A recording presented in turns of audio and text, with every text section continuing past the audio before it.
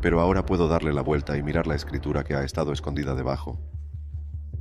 Entonces nadie ha visto esa escritura durante 4 o 5 mil años. Sí, la única persona que lo ha visto antes es quien lo escribió. Cuando los arqueólogos desenterraron por primera vez las tabletas más antiguas del mundo, parecían rutinarias. Listas de grano, trabajadores y comercio de la antigua ciudad de Uruk. Pero una tableta no coincidía con las demás. Su mensaje era más oscuro. Sus símbolos eran diferentes a todo lo que habían visto. Referencias astronómicas, una luna, una estrella, varios símbolos que incluso podrían simbolizarse como un reloj de pulsera, tecnología utilizada hace 6.000 años. Durante décadas, nadie pudo leerlo, hasta que la inteligencia artificial finalmente lo hizo. ¿Has visto las nuevas exploraciones donde encontraron nuevos petroglifos? Sí. El hombre va a ver tanto de eso que se encontrará, la gente será capaz de entender qué es todo eso. Lo que reveló no era un registro del pasado en absoluto. Era una advertencia, un mensaje escrito hace 5.000 años destinado a nosotros. El día en que los humanos empezaron a escribir. Hace más de 5.000 años, en el calor y el polvo del sur de Irak, la gente comenzó a hacer algo que el mundo nunca había visto antes. Empezaron a escribir cosas. No historias, no oraciones, ni siquiera nombres tallados en piedra, sino simples registros en arcilla húmeda. El lugar era Uruk, una extensa ciudad de templos de ladrillo de barro, patios concurridos y almacenes repletos de grano y lana. Hacia el año 3300 a.C., la ciudad se había vuelto demasiado compleja para la memoria sola, así que los escribas sentados en la tenue sombra de las oficinas del templo comenzaron a presionar pequeñas marcas en trozos de arcilla para llevar un registro de alimentos, trabajo y bienes. Esas fueron las primeras verdaderas tabletas, los ancestros de cada documento que vendría después. No estaban talladas como inscripciones posteriores. Los escribas usaban arcilla blanda y un estilete afilado probablemente hecho de una caña cortada en ángulo. Cada impresión dejaba una cuña o línea poco profunda, y cuando la tablilla se secaba al sol, se volvía tan dura como la piedra. Las marcas parecían simples, triángulos, cajas y trazos cortos, pero contenían un significado enorme. Un signo representaba cebada, otro cerveza, otro oveja, otro una persona o un grupo de trabajo. Junto a cada imagen, una marca numérica mostraba cuánto. Cada línea capturaba una transacción, un intercambio o una entrega, convirtiendo el habla y la memoria en un registro duradero que nadie podría olvidar o disputar. Los arqueólogos más tarde llamaron a este guión protocuneiforme, la etapa anterior de la escritura en forma de cuña, que pronto dominaría Mesopotamia. Estas primeras tabletas no estaban destinadas a contar historias. Eran documentos de la ciudad, raciones, inventarios, recibos de pago y entregas. Miles de ellas salieron del suelo de Uruk cuando equipos alemanes comenzaron a excavar allí en el siglo XX. Desde 1928 hasta 1976, descubrieron aproximadamente 5.000 piezas, con cientos más apareciendo de sitios cercanos y colecciones privadas, llevando el total a alrededor de 6.000 fragmentos. Un buen ejemplo se encuentra hoy en el Museo Metropolitano de Arte. Está titulado Cuenta administrativa, con entradas relativas, a malta y sémola de cebada. El objeto es apenas más grande que una caja de fósforos, aproximadamente 4,45 por 6,85 centímetros, un poco más de 1,25 centímetros de grosor, pero contiene una página completa de información. La parte frontal está dividida en pequeñas cajas, cada una con un signo para un producto y un signo para su cantidad. En la parte posterior, un resumen rápido totaliza todo. El museo explica que estas tablillas registran el grano entregado por un templo, probablemente como raciones para los trabajadores. Y en esta etapa temprana, la escritura no se molestaba con verbos o oraciones, solo enumeraba sustantivos y números. Este diseño, cajas en un lado, resumen en el otro, se convirtió en un hábito. Los historiadores describen cómo los escribas de Uruk dividían las caras de las tabletas en compartimentos ordenados, escribiendo cada elemento en su propio espacio antes de añadir los totales en la parte posterior. Esa consistencia es lo que hace que las tabletas sean legibles hoy en día. Puedes tomar uno de estos fragmentos y saber que cada caja representa una transacción. Es el equivalente antiguo de una hoja de cálculo. Luego vino una revolución silenciosa. Cambiaron esos palos puntiagudos por cañas recortadas con puntas planas. En lugar de raspar, presionaban. Cada toque de la caña dejaba una pequeña marca en forma de cuña, un pequeño triángulo de sombra en la arcilla.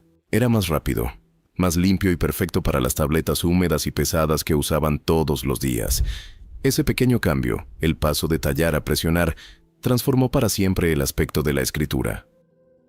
Esas cuñas repetidas y refinadas se convirtieron en lo que ahora llamamos cuneiforme, el primer gran sistema de escritura del mundo antiguo, el ritmo visual que registró todo, desde cheques de pago hasta oraciones en toda Mesopotamia. El sistema dependía de la medición, y ahí es donde se vuelve concreto. La unidad básica de volumen era el sila, equivalente a aproximadamente 1 litro, cerca de 1/4 de galón. 10 sila formaban un ban, 60 formaban un barik, y todo el esquema de conteo se basaba en el sistema sexagesimal, el mismo sistema que más tarde nos dio 60 minutos en 1 hora. Cuando lees una línea que dice 10 sila de cebada, estás viendo alrededor de 10 cuartos de grano, tal vez las raciones de una semana para un trabajador. Ese nivel de estandarización hizo posible la gestión a gran escala. Un funcionario del templo podía mirar una de estas pequeñas notas de arcilla y saber exactamente qué había salido del almacén ese día.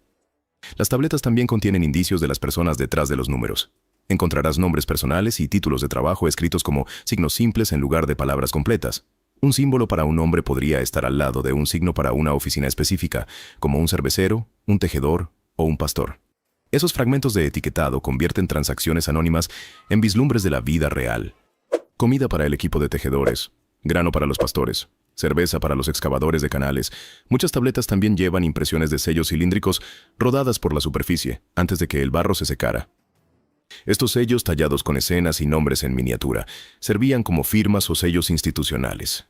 Junto con los números y bienes, creaban una forma antigua de responsabilidad, un recibo que nadie podía falsificar. Los arqueólogos encontraron estas tablillas enterradas en diferentes capas de suelo antiguo en Uruk, cada una marcando un tiempo distinto en la larga historia de la ciudad. Las tablillas que muestran tanto números como símbolos pictóricos tempranos provienen de lo que llaman las capas Uruk IV y Uruk III, que datan de aproximadamente 3.300 a 3.000 años antes de Cristo. Debajo de esas, en una capa aún más antigua conocida como Uruk V, encontraron tablillas más simples que muestran solo números, aún sin imágenes, que datan de alrededor de 3.500 años antes de Cristo. Esas primeras marcas no eran más que conteos y totales, el comienzo mismo del registro. Entonces, ¿cómo leen realmente los expertos modernos estas antiguas tablillas? Identificando patrones.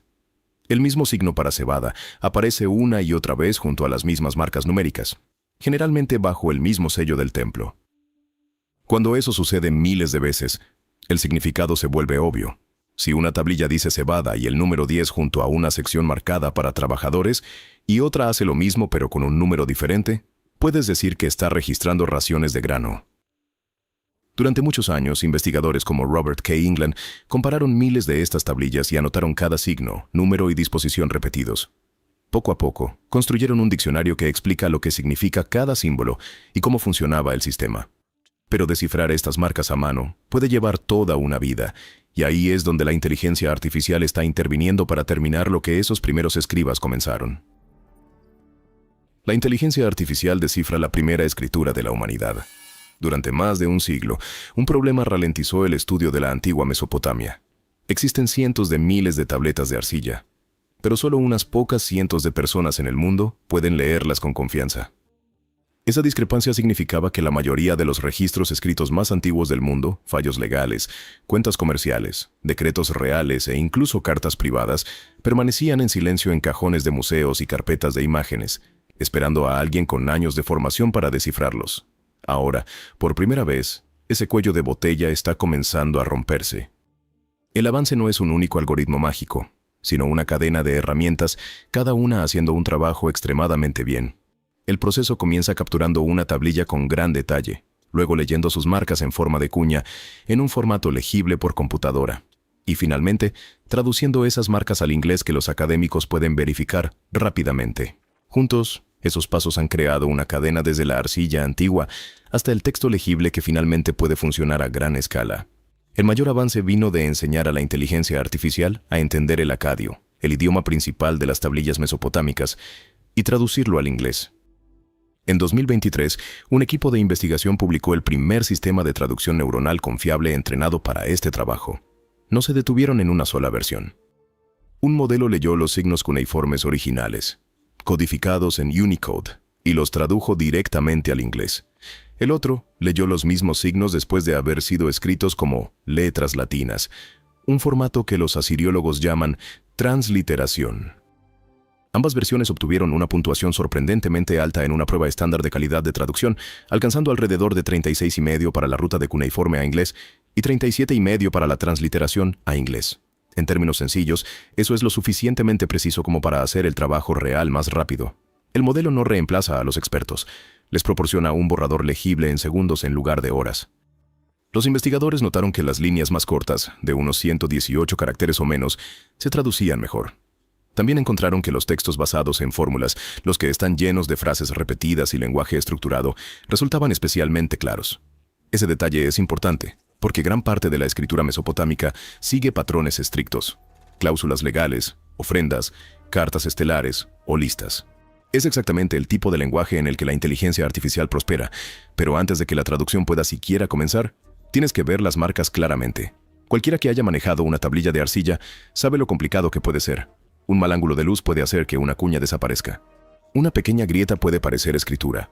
En el año 2023, un proyecto liderado por investigadores en Halle y Mainz reemplazó las fotografías planas tradicionales con escaneos tridimensionales completos de las superficies de las tabletas. La diferencia fue dramática. En lugar de adivinar sombras, la computadora ahora podía ver cada pequeña cresta y valle tallado por el estilete del escriba. Ese cambio a 3 dimensiones hizo que el reconocimiento fuera mucho más confiable. El equipo lo probó en casi 2,000 modelos tridimensionales y enfatizó por qué es importante. Puede haber aproximadamente 1 millón de tabletas y fragmentos cuneiformes aún en colecciones alrededor del mundo. Con modelos tridimensionales, cada cuña se convierte en geometría medible, no solo en un borrón de píxeles. Entre ese primer paso de escaneo tridimensional y la traducción final, se encuentra el paso en el que los académicos viven cada día: la transliteración. La transliteración simplemente significa reescribir cada signo cuneiforme, como letras latinas, siguiendo reglas precisas.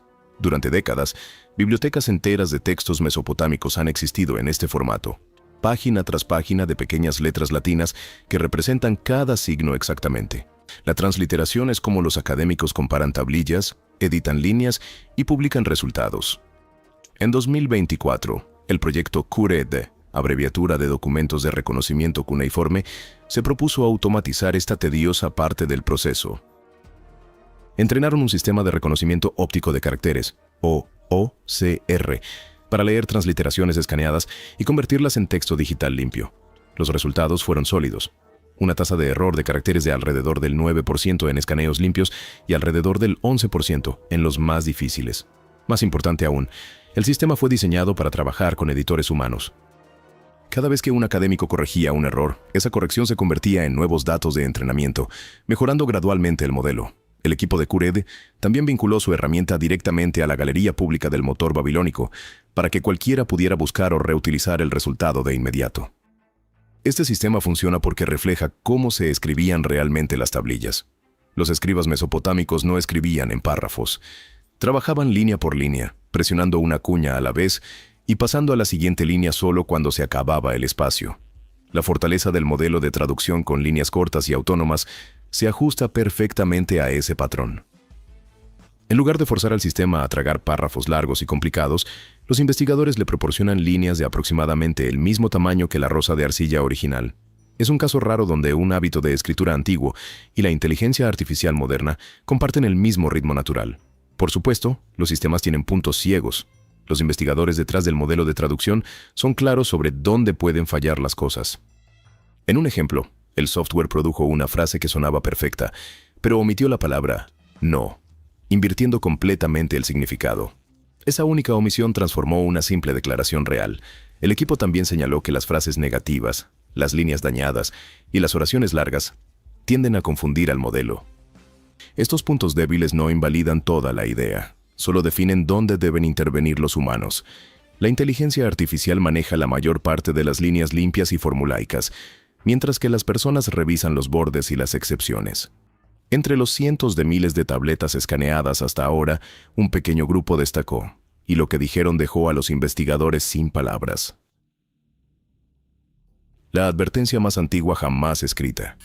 Durante más de 100 años, 4 pequeñas tablillas de arcilla permanecieron en silencio dentro del Museo Británico, etiquetadas pero no leídas. Parecían miles de otros fragmentos mesopotámicos, marrones, agrietados y cubiertos de densas cuñas.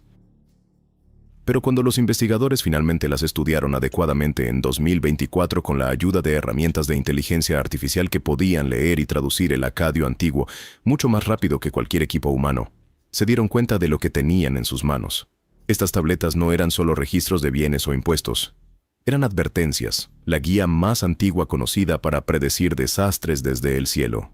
Se remontan a casi 4000 años, escritas en el antiguo período babilónico, hace entre aproximadamente 3900 y 3700 años. Las tablillas probablemente provinieron de Sipar, una importante ciudad antigua al norte de Babilonia, cerca de lo que hoy es Bagdad. Fueron excavadas hace más de un siglo y entraron en el Museo Británico entre 1892 y 1914, pero nadie las había reunido como un conjunto completo hasta ahora. Cada línea en estas tablillas está construida como una ecuación. Comienzan con una observación: la hora de la noche, la dirección de la sombra de la luna, la forma en que la luz se desvanece o regresa, y el día del mes lunar, y luego indican el resultado. Si la luna se oscurece en la vigilia del medio y la sombra comienza desde el sur, entonces un rey morirá. Si el eclipse comienza y se despeja de una vez, la ruina vendrá sobre Elam.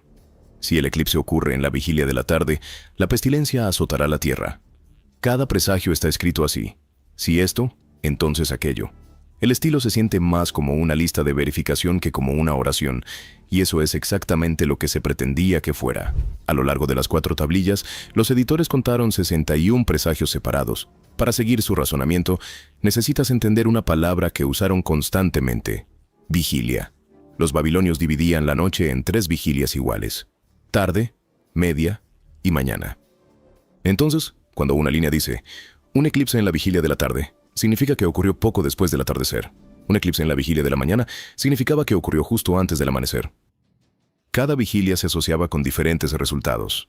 Una pestilencia podría predecirse para la noche, una muerte real para la mañana. Este simple sistema de cronometraje daba precisión a los presagios, no un destino vago. Le decía al palacio cuándo preocuparse, no solo que debían hacerlo. Otra frase clave en estas tablillas es movimiento de la sombra.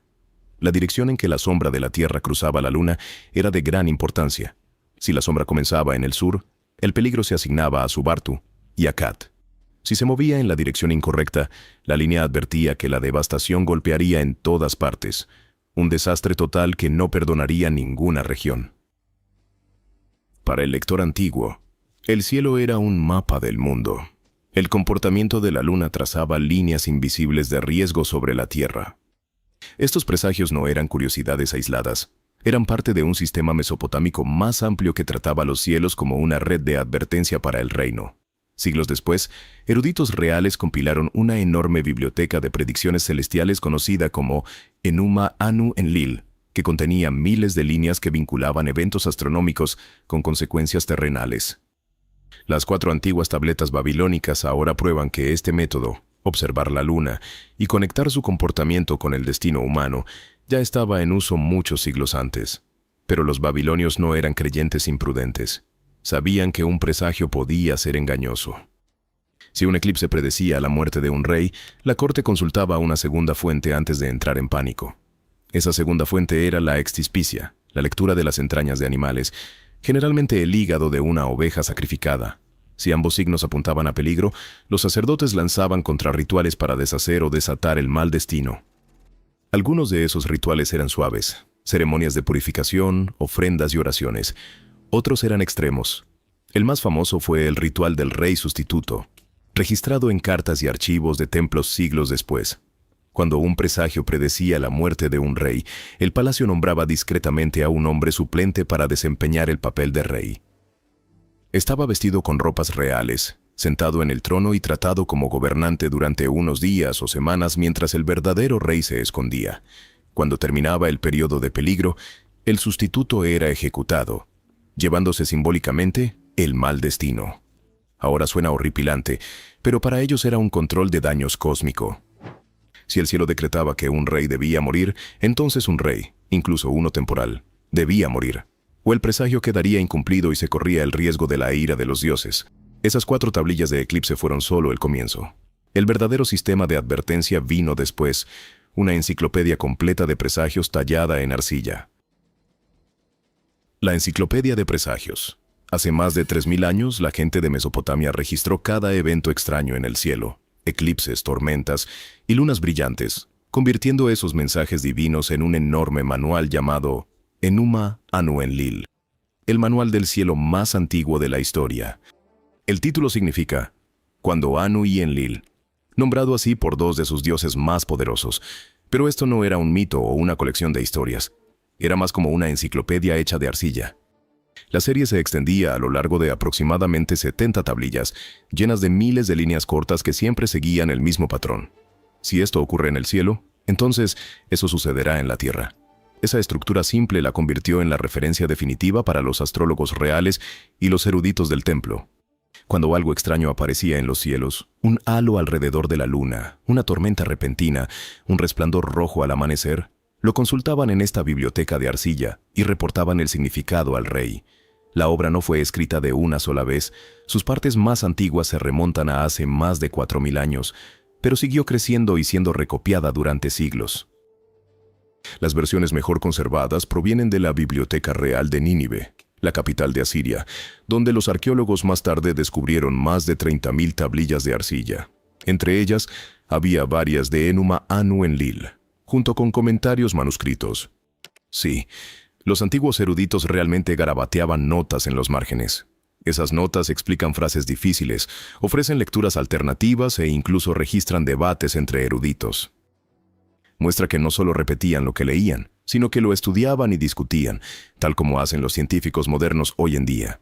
En otras ciudades como Asur y Uruk, los arqueólogos encontraron antiguos catálogos de arcilla, básicamente tablas de contenido, que enumeran las primeras líneas de cada tablilla. Estos catálogos prueban que la serie fue organizada, copiada y enseñada durante generaciones.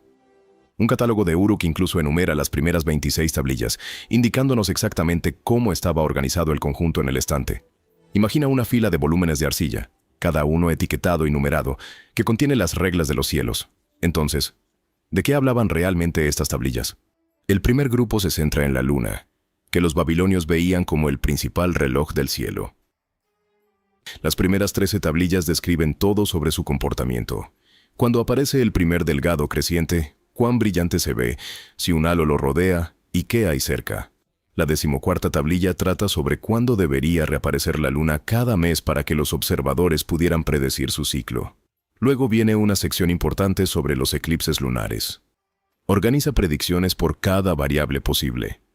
Cuando el eclipse ocurre durante la noche, ¿qué parte de la luna se oscurece primero? ¿Cuánto dura la sombra? ¿Y en qué día del mes ocurre? Cada versión posible del evento tiene su propia consecuencia. Después de eso, la serie se centra en el sol, su color al amanecer, formas extrañas o manchas oscuras, y si se eleva hacia cielos despejados o nublados. Más tarde vienen los eclipses solares, señales meteorológicas como truenos y viento, y finalmente las estrellas y los 5 planetas visibles. En conjunto, cubría todo el cielo, todo lo que un rey podría preocuparse. Entre esas tablillas planetarias se encuentra la más famosa de todas, la tablilla de Venus de Amisaduqa. Esta única tablilla registra cuando Venus apareció y desapareció por primera vez en el cielo durante un período de 21 años. Cada observación está fechada según el calendario lunar. La tradición detrás de esto se remonta a alrededor de mediados del siglo XVII a.C., durante la época de uno de los descendientes de Hammurabi. Pero las copias que han sobrevivido, encontradas en la biblioteca de Nínive, fueron escritas aproximadamente 1000 años después. Aún así, está claro lo que estaban haciendo los escribas. Estaban recopilando datos, registrando patrones e intentando vincularlos con eventos en la Tierra. En cierto sentido, es uno de los primeros registros astronómicos a largo plazo en la historia humana. El estilo de escritura a lo largo de Enuma Anu Enlil es limpio y directo. Cada presagio es solo una línea para la condición y una para el resultado. Por ejemplo, si la luna está rodeada por un halo y Júpiter se encuentra dentro de él, el rey prosperará. Si el trueno retumba desde el oeste, los enemigos serán derrotados. Si llueve durante 3 días, las cosechas fracasarán. Los arqueólogos modernos han pasado décadas reconstruyendo la serie.